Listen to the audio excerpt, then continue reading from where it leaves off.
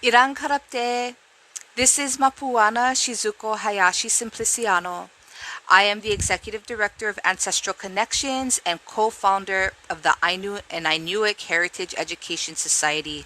Today we partner again with JAMP to bring to you our Ainu series broadcast. I wanted to make sure that the audience had some background information on why this particular broadcast is so special to Ancestral Connections as well as JAMP. Originally, we came together on May 21st, and our intent was to record a presentation format by Dr. Hiroshi Maruyama and to interview Dr. Jeff Gaiman around the status of education and social justice issues in Japan. But they encouraged us to use their time and make sure that we were interviewing Ryoko Tahara. As it turns out, we feel so very blessed to have had the opportunity to speak to Ryoko Tahara. Ryoko started her life in Hokkaido and comes from a very prominent Ainu family. Due to the prestige and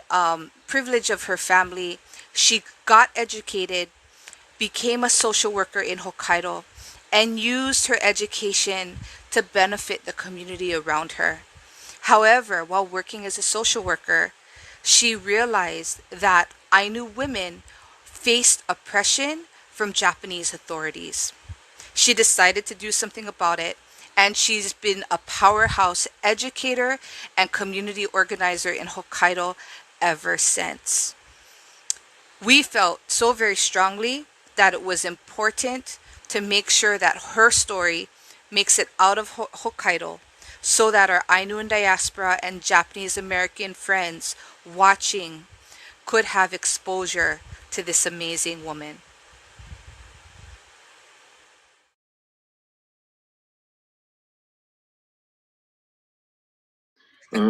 So I had received the question about the role of women,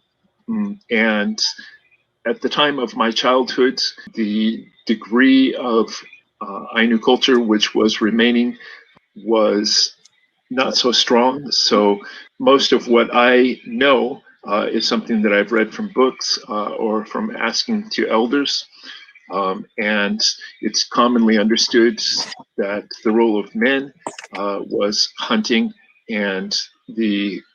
construction of houses, the making of boats, etc. And the role of women was to go into the forest to do gathering of edibles and also to collect materials which would be made into clothing and to weave and sew those clothes. How has the history of colonization by Japan affected the Ainu community, and what are the lasting impacts of that today? ちょっと先ほどの役割についてもう一つ追加しますけども、一番のこう男性女性の役割が多分違うというのは、いわゆる儀式の時だと思うんですよね。まあ、ああいうのは一年、まあ日本でもどこでもそうですけれども、一年中新年の儀式とか、法年の儀式だとか、鮭を迎える儀式とかいろいろある。そういった時の儀式を司るものと、いろんな供物の準備をするものとかっていう、その役割がすごく、一番違うし、で、現在においては、私たち、それを復元して儀式やっているものは、本当に季節の儀式くらいで、あと、当たり前のように、子供が生まれた時だとか、結婚式だとか、お葬式だとか、そういった儀式もあるんですけれども、もうそういったものっていうのはほとんど今、見たりするっていうこともないんですよね。一旦ここでちょっと。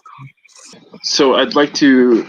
continue what I was saying about the role of women just a little bit more. This is something which is a commonality which is shared with Yamato Japanese culture as well. But in our Ainu culture, we have ceremonies throughout the year, and the roles, gender roles, are divided. For example, the officiant of a ceremony is different from the person who prepares the offerings. And these Ainu ceremonies would be held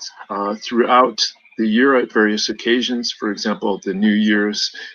praying for a good harvest, also births, deaths, and marriages. And it's very difficult to see one of these anymore. 先ほどの質問に、いわゆるその和人が来て植民地化されてどう変わったんですけれども、もうほとんど180度変わったと思いますね。それはもう北海道がもう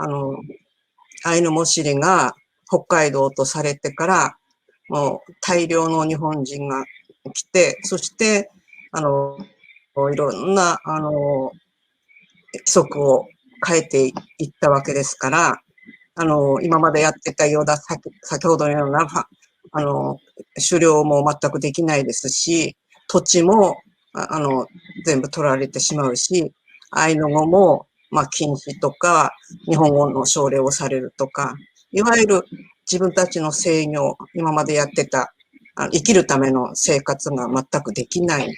だから、今、現在やっていることは、儀式をやっても何をやっても、すべて、再現でしか過ぎないし、元の生活っていうのは全くないと思っています。So there was the question of the effects of colonization and their current impacts. So I would have to say that life has changed 180 degrees from the time of our ancestors. With the change of Ainu Moshiri into Hokkaido and the huge influx of settlers from the south, it was no longer possible for our men to hunt. Our land was confiscated. We were forced into a lifestyle of agrarianism, and as a result, the traditional Ainu life is something which became very tenuous. 今は、アイヌの言葉なんか全く、受け継いでいませんから、アイヌ語はアイヌ語教室で学び、刺繍は刺繍講座で学び、アイヌの歌や踊りも講座で学び、儀式も、決まった時にやるとか、本当にもう、先祖のそういったものを受け継ぐためには、本当に今言ってるカルチャースクールみたいなものの中で学ばなかったら、先祖の伝統文化も全く受け継ぐことができないぐらい、全く何もないんです。And to give an indication of to what extent our Ainu culture has become tenuous, if we want to learn the Ainu language, these days it's necessary to commute to an Ainu language classroom. If we want to learn embroidery, then we must take a class. The same with dance. There are classes for dancing. Ceremonies only take place at set times. So the means for us to experience our culture and to learn about it is only provided through what we could call cultural salon type of educational settings. ですから今は、そういったものを、取り返して自分たちのもとにこう取り戻す運動を、それぞれみんなが今やっているところですね。取り戻すといえば、例えば後で丸山先生も言うかもしれませんけれども、自由に取っていた鮭を取る権利だとか、それからアイヌが亡くなった時に土に埋められた墓から掘られていった掘られたアイヌの人骨を取り戻す活動、そういった様々なものをしていかなければ、やっぱり先祖に申し訳ないし、私たちのアイヌの証にならないと思って、やっております。And so what is left to us now is the action of taking these back, and the collective activities that you see are the taking efforts to take back the right to fish for salmon or to have ancestral remains repatriated to us. いろんなことがあって、本当に、全く私たちの生活の中にその昔の、アイヌの文化というのはやっぱり、私たちが朝起きて、次の朝寝て、次の朝起きるまで、生まれてから死ぬまでやって、生活することが文化なんですけれども、いわゆる、日本政府とかいろんな学者の人たちとかは、アイヌの文化はアイヌの言葉だと。歌と踊りだとか、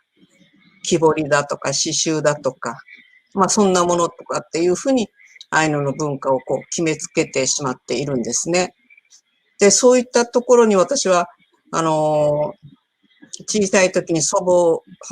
二つだけ記憶あるんだけど、その一つに祖母に連れて行ってもらって、取った、薬草の、記憶があるんですね。そういったものから、どうして毎日毎日食べて命をつなぐ食が、アイヌのこの大事な食文化だと言わないんだろうっていうことを何十年も前から、少しずつ言い続けていたんですけれども、今そういったことが、活動の一つにしております。So, if you think about culture as something which is done every day from the time that we wake up in the morning until the time that we go to bed at night, from our childhood until our old age, then this is something which is not the case with current Ainu culture. And we have a situation where what counts as Ainu is something which is decided by outsider scholars, language, carving, embroidery, etc. Manifestations are something which are paid attention to, but there has to be another element to things, and one other side of the picture for me comes in one of the two memories of my grandmother, which was her taking me out into the forest to gather edible herbs. And so this is one motivation based upon my personal experience, my life experience, which is influencing my activities as an Ainu woman nowadays. そういう活動をしながら、私がアイヌ女性会議メノコモシモシを立ち上げたのは長年そういう思いがあったことと、今ここにいる丸山先生が助言してくれたことなんですけれども、なぜこのアイヌ女性会議を立ち上げたかというと、やっぱり歴史的にとか、あと、日本社会に組み込まれてから、アイヌ女性はものすごく、貶められて、いろんな面でですね、癒やしめられて、ものすごい、大変な過酷な状況に、先祖の話や先輩の話を聞けばありますので、いわゆるもうアイヌ女性の地位向上と、その大切な食文化、食というのは、環境全体につながることですし、そういったものの中から、アイヌ女性が、持っているいろんな能力を、その食文化とともにその発信できればいいなと。そうしてエンパワーメントされて、アイヌ女性の地位が向上できればいいなっていうふうに思って、この活動を始めて。And to connect this to the activities of our Ainu Women's Association, which was something which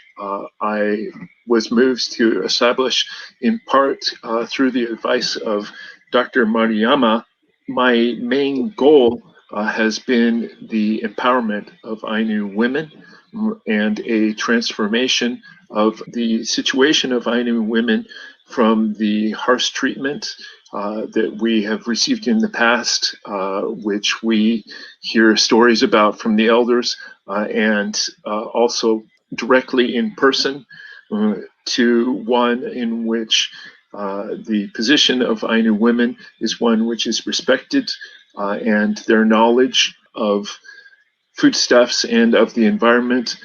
is something which will be used to further the maintenance and protection of the environment. My goal is empowerment. She is the first Ainu woman who claimed Ainu women's rights and set out an international convention on the elimination of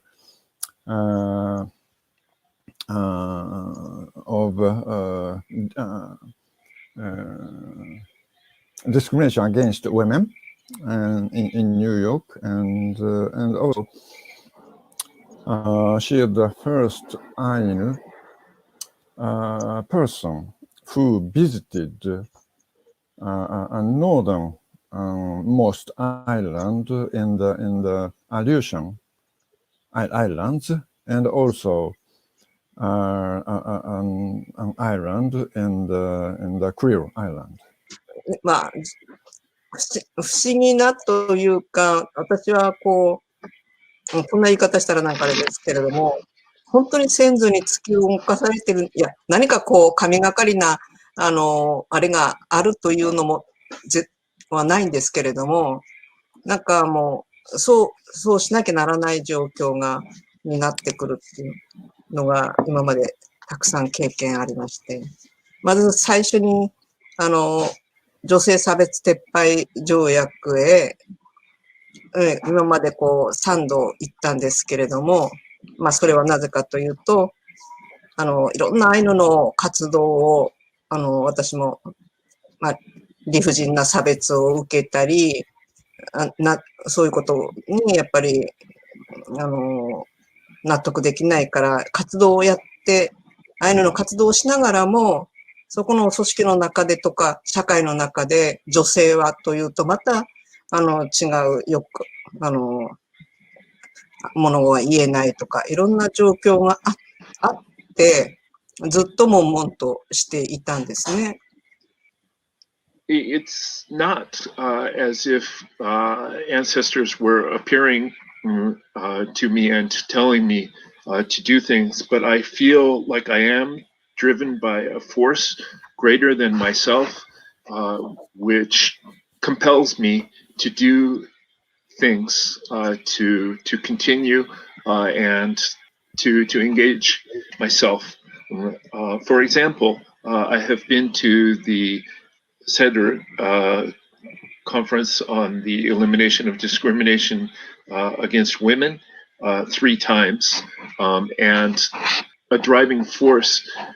which compels me to participate is the discrimination which I am hearing about against us Ainu women, and which I can feel in person as an Ainu woman, participating in committees, etc., etc. There is an unspoken acknowledgement that a woman will only speak so far, or that their place is limited to certain realms. 私たちは、アイヌとしても差別や抑圧を受けるし、女性としても差別は抑圧を受けてる。ずっと思ってきたけど、その解決方法がわからなかったときに、そういう日本政府は、女性差別撤廃委員会のところに行って、日本の女性の施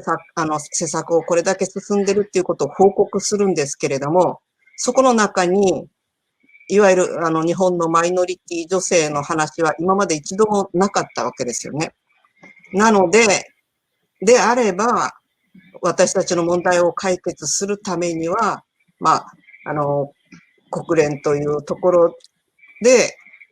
日本政府にこう勧告してもらうことが早道じゃないかということをもう言われて、それではということで、アイヌ女性の実態について、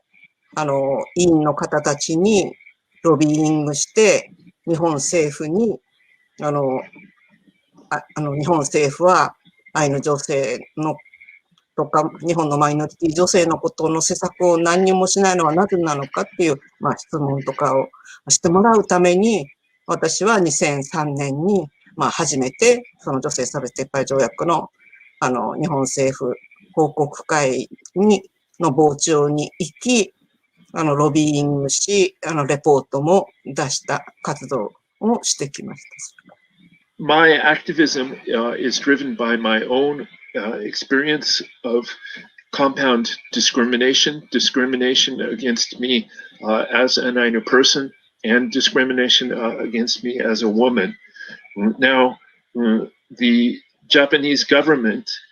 had been making statements at the Center to the UN, but to date, there had been no testimony by a Japanese minority woman. And when I knew this situation, I could not refrain from arranging to attend the statement by the Japanese government at the hearing of the Convention on the Elimination of Discrimination against Women,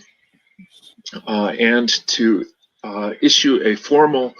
questions to the Japanese state, and this is something that I did by attending the Center in 2003. そのことを今まで審査会があるたびにやってきました。でもそれでもなかなか日本の中でアイヌ女性の政策については耳を貸してくれなかなか貸してくれませんから、いろんな超党派、いろんなの議員連盟のところに働きかけに行ったり、それからアイヌ政策を作る内閣官房の中に働きかけ、これも10年以上かかりました。もう粘ってですね。で、この度は札幌市に多くの皆さんの団体の署名をいただいて、きちんとアイヌ女性の声を届けるシステムを作るように、アイヌ女性の政策をするようにっていう、今、要望書を出して、今、このことをやってるところ、まだやってるところです。And I have continued to visit the UN every time that there has been a hearing against the Japanese state at the Convention on the Elimination of Discrimination against Women. And yet there has been no change in the policy of the state towards Ainu women. So recently we have expanded our lobbying to a cross-partisan group of Diet members who seem sympathetic to Ainu issues, as well as have made lobbying visits to the cabinet office in Tokyo, and most recently have been gathering signatures and submitting a petition to the Sapporo city government to instigate them to take action.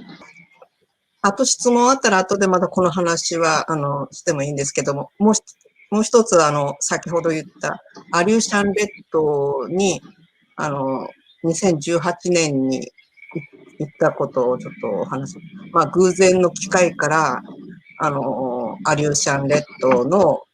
先住民族の人たちと交流する前の打ち合わせということで、行く機会を得たんですね。で、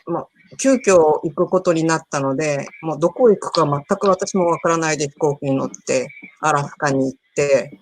で、2日目になってからアリューシャン列島に行くっていうのを聞いてびっくりしたんですけれども、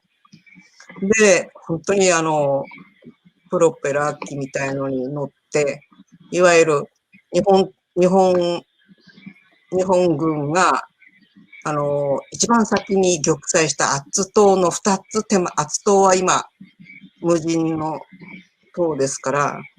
行けないんですけど、2つ手前のところの島まで、行くことができたんですね。So, if you have questions about any of this, you can ask me later. And I'd like to share with you the episode about when I went to visit to the Aleutians. This was an opportunity which fell on my lap 2 days before my departure, when I had the chance to participate by coincidence in a pre-meeting with regards to a cultural exchange with the Aleuts. And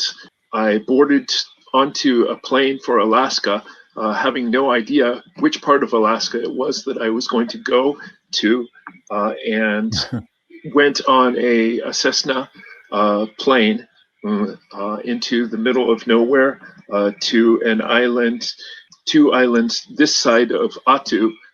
which was the site of a Japanese invasion and bloody battles during the Second World War. 一番先ほども自己紹介の時、お話ししてたのがあって、多分いろんな関係があるんだと思うんですけれども、一番びっくりしたのは、そのアッツ島でなかった、そこへ行って、いわゆるいろんなことが分かったんですね。その戦争の当時に、その先住民族は全部大陸の方の強制収容所に入れられた。それと日本人も強制収容所に入れられた。それと40数人の人たちが、今私が住んでる札幌の隣のお寺に、捕虜として連れてこれ、捕虜っていうかなんていうか、来てたっていうことを私そこへ行くまで知らなかったんですよね。でそこの生き残りの人、まだ子供だったから、もう70数年も経って、生き残りの方3名と会うことができたんですよ。そしてその人たちは、いわゆる先住民族のアリューシャンにいる人たちは、いろんな海の、タンパク質とかいろんなものを取って食べてたのが、戦争当時に日本に来たから、食料もお粥とか、もう本当にそういうものしか食べないで、そういういろんな仕事をもう捕虜ですからさせられたので、半分の人が亡くなっちゃった。帰った人は半分人数ね。そういうのを聞いたときに、やっぱりその先住民族だとか、そういった人たちは、本当にそういう思いをするんだなっていうふうに私は、そこで考えて、その、生き残りの人たちは子供だったから、そういう、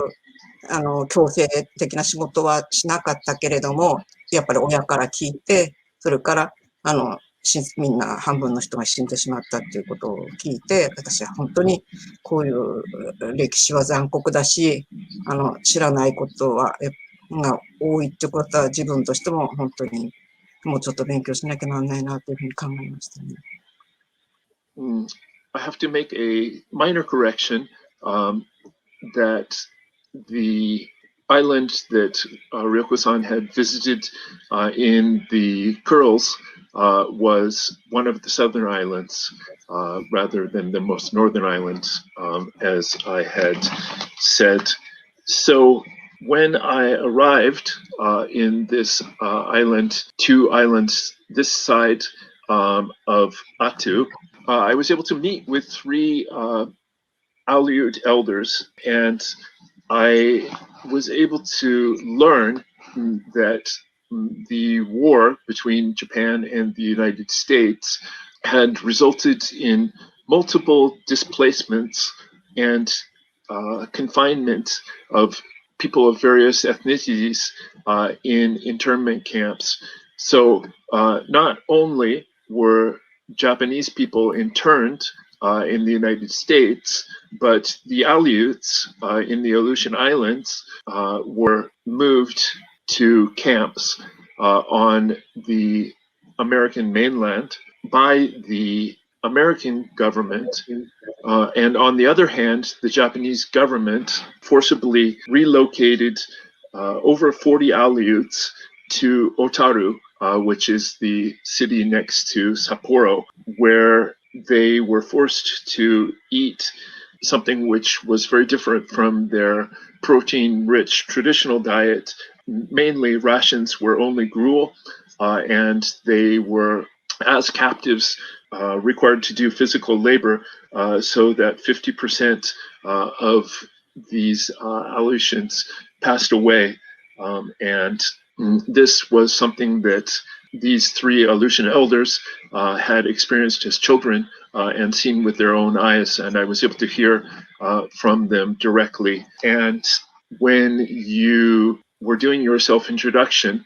you mentioned that your ancestors were from the Kurils, and as we were flying over these desolate islands in the Aleutians, it came to me that they are all connected geographically to the Kurils, and that perhaps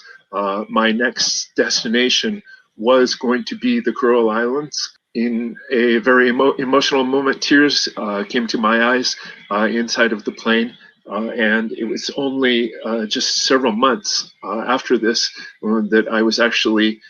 able to visit the most southern island of the Kurils on a no visa exchange program in the same year. 私の話し方が。その辺で通じたから、なぜそこへ私が行ったかというと、今、アッツ島で亡くなった日本人選手も、絶滅しちゃった、絶滅じゃない、玉砕しちゃったからね、お参りに行くのも、飛行機の上からしかできないんですよ。なんとなく。で、先住民族のアイヌと、アリューシャンの先住民族と仲良くなれば、ね、私たちを返して、うまく直接そこ行って、近くまで行ってお参りできるかな、というので、私を利用したかったと言ってます。One thing which was so moving for me is that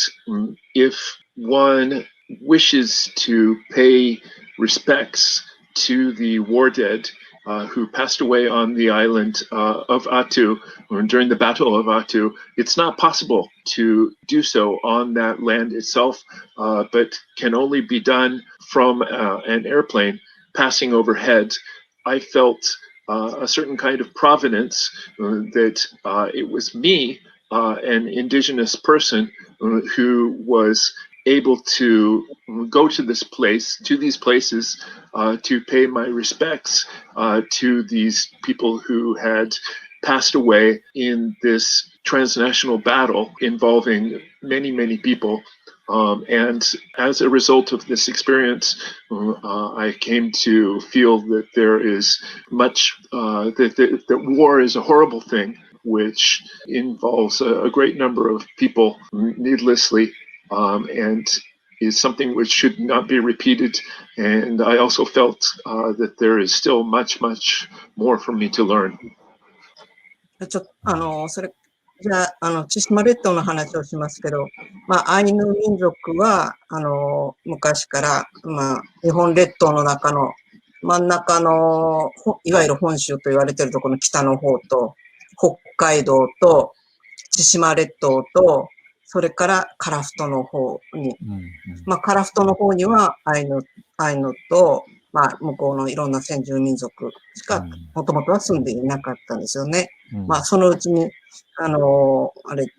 方も。で、千島列島はロシアがなんとなくっていうことだったんですけども、いわゆる、千島とカラフトを日本政府とロシア政府が交換するという条約を作ったときに、千島列島に住んでいた、いわゆる千島アイヌは、ロシアに帰属するか、日本に帰属するかを迫られて、いわゆる何年間かけてということだったんですが、結局騙されて、だんだんずっと北千島にいたアイヌの人たちはですね、今ある北方四島と言われるところの、色丹島というところに100人の人が強制的に移住させられたんですね。So next I'd like to talk about my visit to the southern part of the Kurils. As everyone is familiar, the Ainu traditional territories are northern Honshu, Hokkaido, and Sakhalin and the Kurils, and they are the original inhabitants of these locations, together with other indigenous peoples, of course, in Sakhalin. So through the exchange treaty, which happened, I believe it's the Treaty of St. Petersburg, the Kuril Ainu were faced with a choice of nationality to move north and accept Russian nationality, or to move south and to accept Japanese nationality. And the fate of the Northern Kuril Ainu was that they were effectively deceived, and approximately 100 of them ended up moving to the island of Shikotan. で、そこに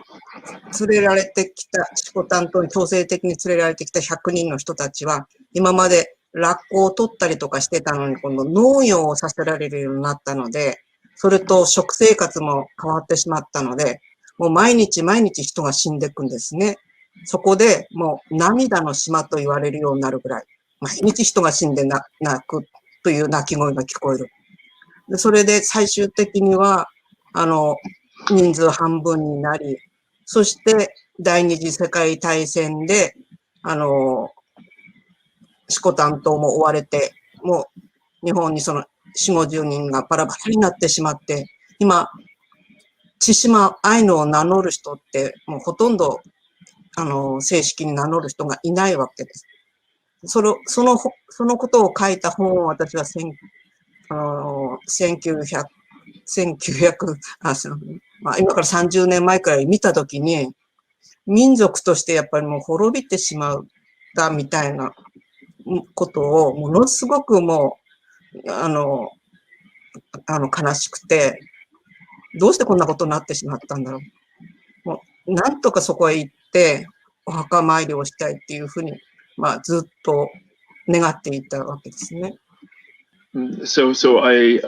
have been feeling an eerie sense of coincidence today in the fact that the Kuril Ainu had actually visited the Aleutian chain for the sake of taking sea otters, and it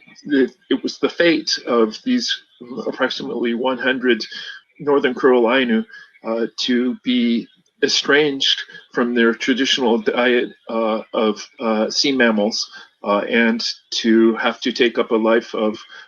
agrarianism. And as a result of these severe conditions, people were dying on a regular basis, and crying, wailing could be heard every day. And so this island of Shikutan came to be known as the Island of Tears. Then, during the war, Shikutan was occupied, and these remaining approximately 40 or 50 Kiril Ainu disbanded to the four directions, and it's a situation these days where almost no one identifies as a Kiril Ainu any longer. And I came to know of this history approximately 30 years ago through a book, and to strongly personally feel the threat of extinction of an ethnic group, and to feel a compulsion to visit these southern Kuril Islands at some time to pay my respects to these people. それで、今は、もともとはアイヌの、千島もカラフトも、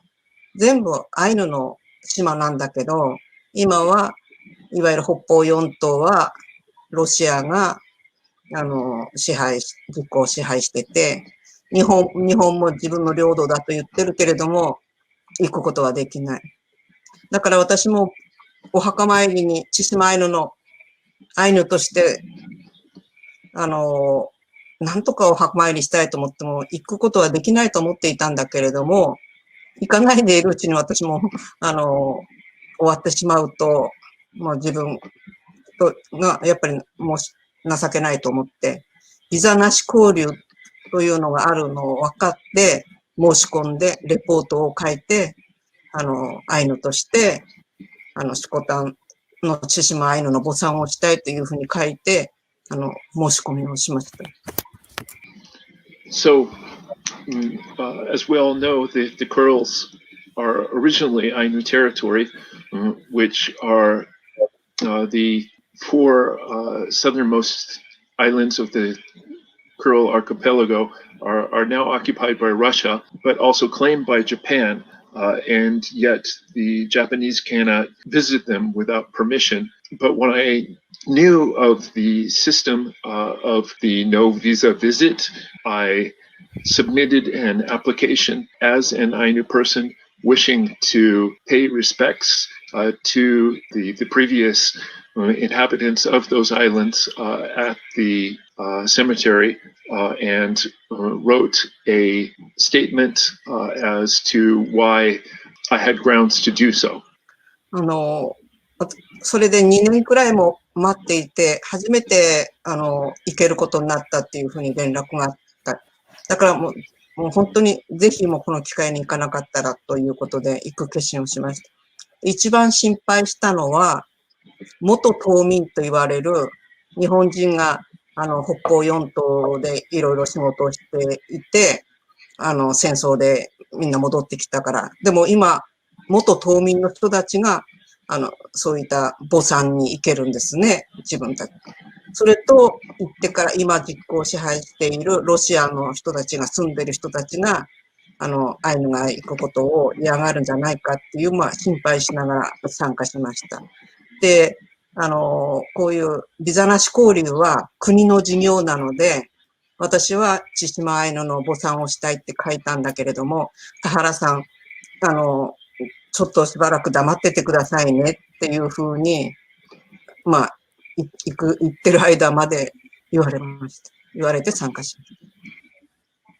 た。I was quite concerned that I would not be given permission to participate in this no visa visit program because the program had been established for former Japanese residents of these spaces. And I was thinking to myself that if permission was granted, that I had to go, that this would be a once in a lifetime chance. And it actually took 2 years. It required 2 years from the time of writing this statement and submitting the application until permission for me was granted. And yet, as a state-run program, the officials the administrative office of the no visa visit program officials were cautioning me to not be too vocal about my identity as an Ainu person or my wish to go to the cemetery to pay respects to my Ainu ancestors. で、行ってからは、いわゆる、そちらにいる人たち、ロシアの人たちといろんな交流を2日間くらいして、いよいよ明日が墓参の日になった時に、事務局の人が、私がそのままするのも困って、田原さん、みんなの前で、田原さんがこういう目的で来てるっていうことを、食事の後、お話しさせてもらっていいかということで、団長と事務局が私に言ってきたので、もちろんそうしてくださいっていうふうに、お願いしました。そうしたときに、いわゆるマスコミもたくさん、来ているもんですから、本当に、うわー、ざわざわざわざわざわと、アイヌが来てる、墓参に来てるっていうので、ものすごい、あれでしたね。初めてああいう経験。もうマスコミの人もびっくりしてた。And so I went to the southern Kuril Islands without having exposed my Ainu identity and participated in 2 days of cultural exchange with the Russian residents of the islands. And on the day before the visit to the cemetery was scheduled, one of the clerical members of the team went to the head of the delegation and consulted with him, and it was made possible for me to reveal my identity as an Ainu person after dinner. And this created a huge stir, especially amongst the media, because it was the first time that an Ainu person was going to be participating as an Ainu. で、次の日に、そのお墓のところに行って、同じエリアの中に日本人のお墓と、こっちの方に、アイヌの、昔のお墓がありました。で、事務局からは、日本人の人は日本人で墓参りするけど、田原さんをこっちでやってくださいと。で、僕は田原さんについてますからって、もうぴったり離れないんですよね。何か変なことをマスコミに言ったら困ると思って。でも私は、アイヌの衣装を着て、しないと、直接の、身内じゃないので、もし千島アイヌの人がわからなかったら困るからアイヌ衣装を着ますって言って着て、から日本から持っていった供物を持って行って、お酒を持って行って、お参りの準備をしたんですね。そしたら、元島民と言われる日本人の人。普通、元島民は、その前の島民を嫌がると思っていたんだけれど、一人のおじさんが私のところへ来て、私の手を取って、田原さんよく来てくれた。俺は嬉しいって、ボロボロって泣くんです。で、私もびっくりしてしまって、なんでだろうと思ったら、下の方指をさして、俺の親は、あそこのところで、育ったんだけど、両親が亡くなって、アイヌの夫婦に育てられたんだと。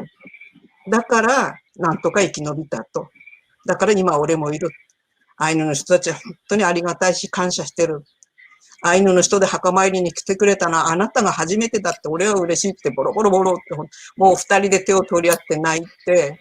もうマスコミもバシャバシャバシャバシャバシャもうすごかったですけど、私は本当にそこで長い間お参りに来れなくてごめんなさいねって千島アイヌの人に、これからはまたアイヌの人が来れるといいと思ってますと今日、少しでも安らかにお眠りくださいっていうふうにして、お参りすることができたんです。So the cemetery was divided into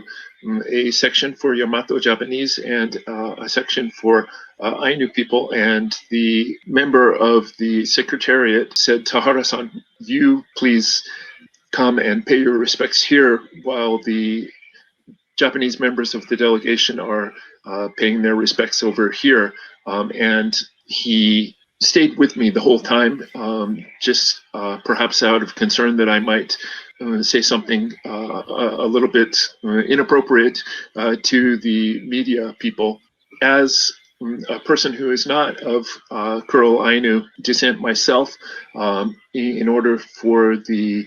ancestors to know who I was, I put on my Ainu regalia and I offered the traditional offerings which I had brought with me from Hokkaido. Even though I had been told to pay my respects alone, one of the elderly members of the Japanese delegation came to me and took my hand and said, "Tahara-san, my father's parents passed away when he was young, and he was adopted by an Ainu family who raised him to adulthood. And as a result of that, I am alive here today and able to be here with you. This is the first time that Ainu person has been allowed to come to pay their respects here. Thank you." And we held each other's hands and wept together.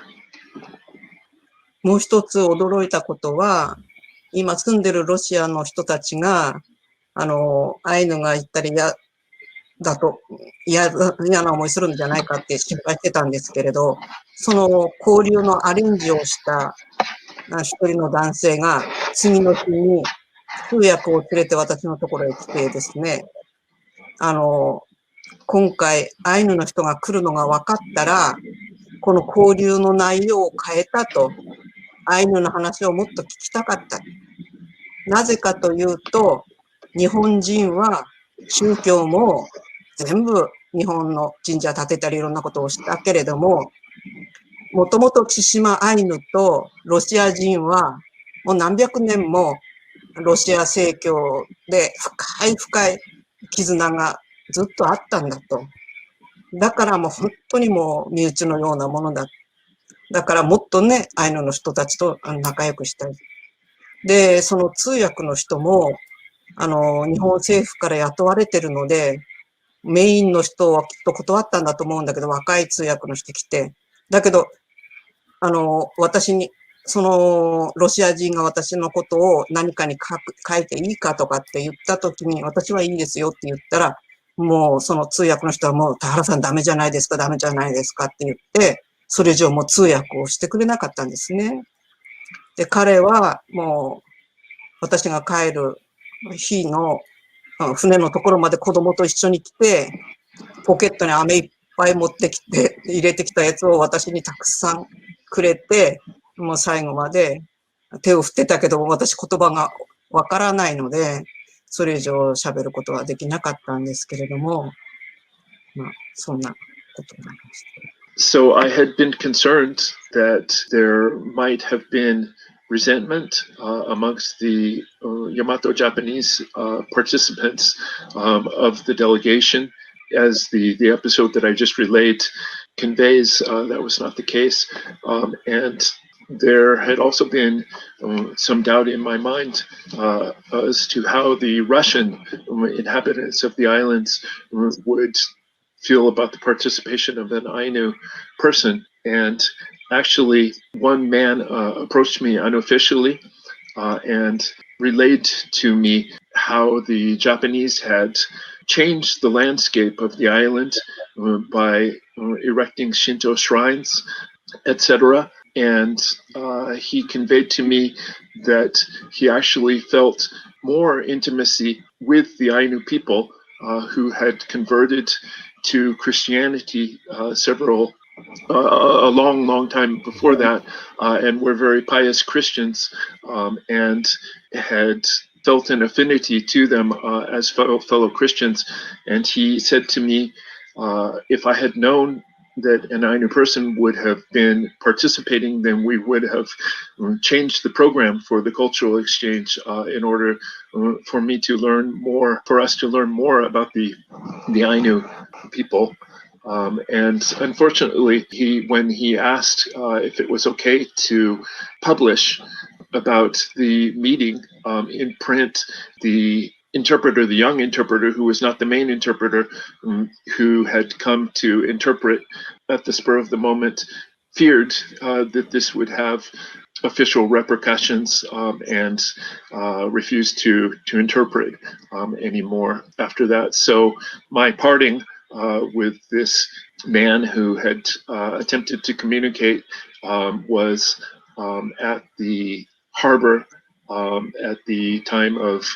the leaving of the ship from the harbor, and was something which was done without any spoken words of communication, but the man had stuffed his pockets full of candies and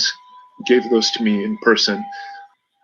Thank you so much for sharing this story. It means a lot to me, especially if somebody that has connection to the Kuril Islands. Your story speaks to imperialism, colonization, but also the special relationship that Ainu have with place, and that when Ainu reconnect with that relationship, it's healing not only for Ainu but for those around them. And I think your story really speaks to that. We hope that you've enjoyed your introduction to Ryoko Tahara. I know that I learned so much through hearing her stories and oral histories. I am forever impacted as an Ainu woman living in the diaspora, hearing the struggles that our Hokkaido Ainu cousins have gone through and are going through. And I am inspired by their strength and resilience. If you'd like to learn more about Semipos, as well as their work in partnership with Ryoko Tahara, please visit the Semipos blogspot, and we will be posting that link. We hope to continue an interview with Ryoko Tahara at a later date and finish up our interview and presentation with Dr. Hiroshi Maruyama of Semipos, as well as Dr. Jeff Gaiman. There's so much more to learn about Hokkaido Ainu, and it's important to listen to the voices of Hokkaido Ainu about how we can be allies to Hokkaido Ainu. But especially the thing that I've learned tonight is that we cannot forget that it is of the utmost importance to be allies to Hokkaido Ainu women. Thank you.